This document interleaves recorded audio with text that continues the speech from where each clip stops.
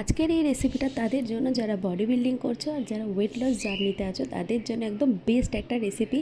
তো এখানে আমি বেশ কিছু পরিমাণ সবজি নিয়ে নিয়েছি, যেমন পেঁপে, লাউ, গাজর, ফুলকপি, ক্যাপসিকাম, বিনস, বরবটি, পটল, কুমড়ো।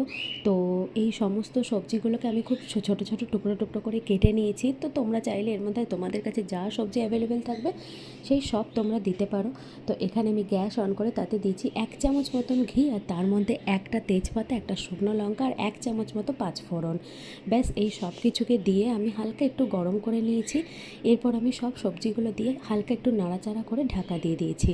তো প্রায় 5-10 মিনিট পর ঢাকা খুলে এখানে আমি পরিমাণ মতো নুন হলুদ দিয়ে দিলাম।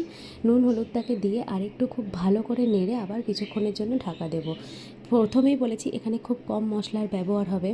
তো কিছুক্ষণ পর ঢাকা খুলে সব কিছুকে আরেকটু খুব ভালো করে নেড়ে নিলাম।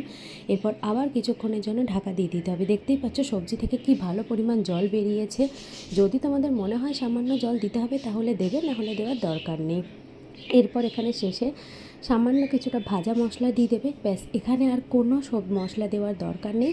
ভাজা মশলার সাথে সবজিগুলোকে খুব ভালো করে একবার মিশিয়ে নিয়ে 5 থেকে 7 মিনিটের জন্য একটু ঢাকা দিয়ে ভালো করে রান্নাটাকে কষিয়ে নেবে।